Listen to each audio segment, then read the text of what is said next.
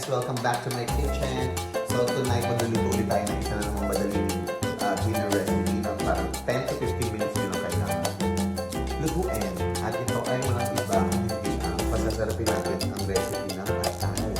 Gagawa tayo ng stir-fry liver with oyster sauce. Okay? So ito yung mga ingredients na kailangan natin. Siyempre, ito yung atay ng baka or baboy, pwede rin.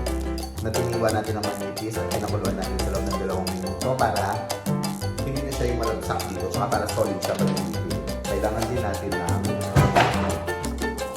garlic, jalapeno, onion, chives, green onion at cilantro. Pwedeng gumamit ng king chive, pwedeng gumamit ng wansoy. Kung wala kayong ibang ingredients, pwedeng garlic, ginger, onion at sili at green onion. Meron naman tayo nito. Ito, meron tayong asukal, mantika, paminta, buo or dulo, chili. Pero siya cooking wine, Kikuman light soy sauce, oyster sauce, dark soy sauce. Ito yung parang nagpapaitim dun sa mga dish natin. Kasi konting patak lang ito, biglang dark talaga yung kulay ng mga natin. At syempre ang pinakamalaga, ang MSG. So, painitin natin yung mga tita. Pawalin natin.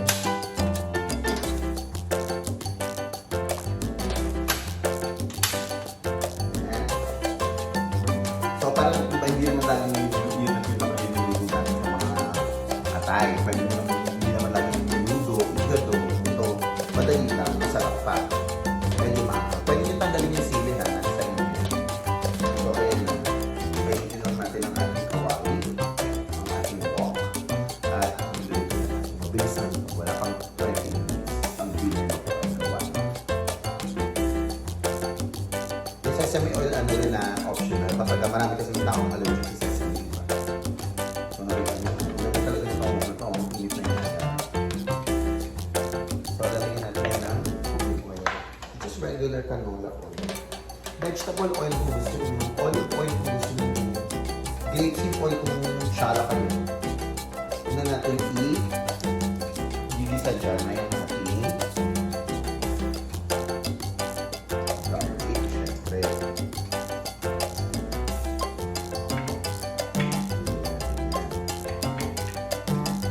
Kahit pag ilalagay yung garlic nang hindi pa masyadong mainit yung mantika para hindi siya nasusunog.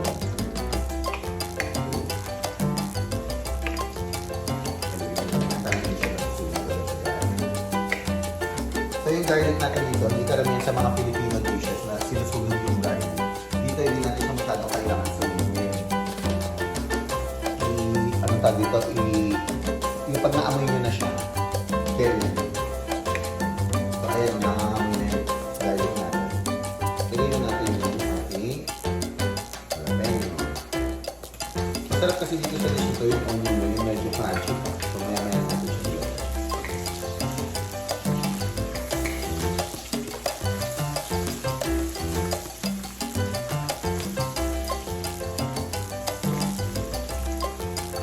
Yung atay natin, pre-boil na siya.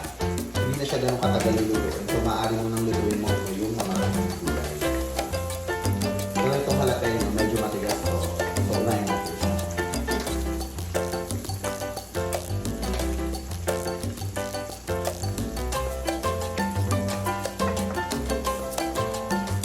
Then, pwede mo nang ilagay yung white.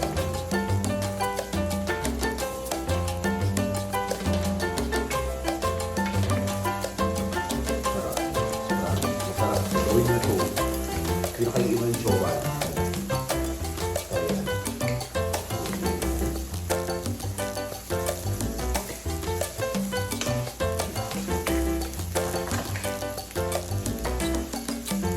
Masarap ito kasi marami yung mga herb na ginagamit natin. Nawawala yung lansa ng atay.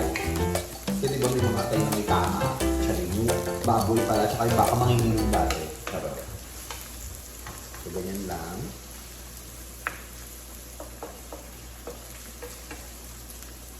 Ngayon, ilalagay mo na itong liver mo. Yung liver ng baka, hindi mo pala liver.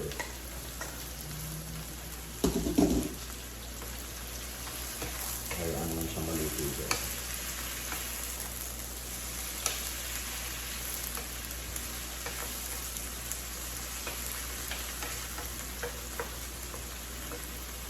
Pagka ganyan, pwede mo nang lagyan ng konting cooking wine, Shaoxing wine. Para mabango. Nakakaalis din pati ng lasa. Bango, oh. Diba? Amoy pa lang nalasing ka na siya rin. So, lagay mo yan. And then, lalagay mo na yung cilantro mo. Pag coriander, cilantro, or chives, one soy, pwede rin. Sa'yo naman yan. Wala namang pumipigil sa'yo, diba? So, haluin mo lang yan. Habang ginaganyan mo yan, pwede mo nang lagyan ng konting light soy sauce. Konti lang. Hindi naman kailangan maging maalat itong lulutuin natin. Dati mo na yan, kalamig. So, baka naman pwede tayong bumili ng bago, di ba? Then, sautay mo lang, stir-fry. Ngayon, pwede ka lang maglagay ng mga 2 to 3 tablespoons of dark soy sauce. Ito yung sinasabi kong dark soy sauce. Yan. Ito yung magpapabigay ng dark color. Ingat kayo yung ibang nabibili nito, matamis. Ayan. Pwede na yan. Then, syempre, ilalagay mo ng iyong chives. Para mangamoy na rin mo. Dahil mabango yan, guys.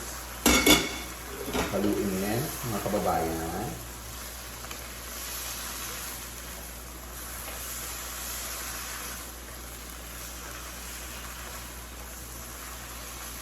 Bango promise. Tapos lalagyan na natin ng oyster sauce. Mga 2 to 3 tablespoons din. Para, di ba tayo mga Pinoy, masarap tayo, mahilig tayo sa mga sauce. Yan. Love yan. Haluin yan. Hindi. Itong mga awit ka, charot. Yan. Bango. Napakabango, promise. So, haluin lang yung maibig. And then, tsaka natin yung lalagyan ng konting MSG, no? Konti lang. Sarap. Pampasarap yan.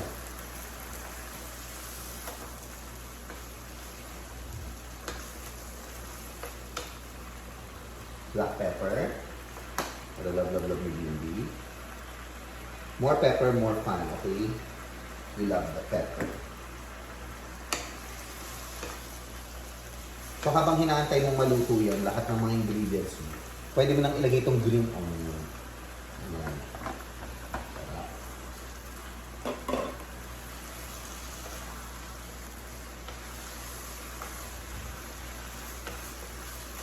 So hayaan mo lang yung kumulo dyan. Lalagyan natin ng konting dash ng sugar. Konti lang. Just a teaspoon.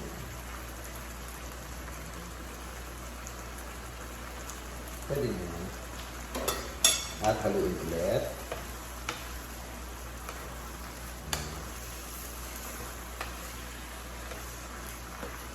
Luto na to, guys. So actually, luto na to. Papakita ko sa inyo.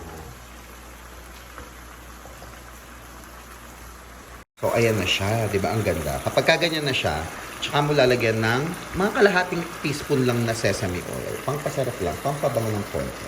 So, ayan. And then, isang halo. Bango. Shit. Ayan. Isang halo lang. Then, luto na yan. Patayin nyo na yung apoy nyo because your dinner is served. Stir-fried liver. O, di ba? I-upgrade mo yung kinakain nyo. Hindi puro minudo. Igado lang ang alam natin sa atay. Ayan, o. Another dish na magpapasarap sa mga handaan, sa mga simpleng hapunan. Kita-kits ulit tayo sa susunod na video.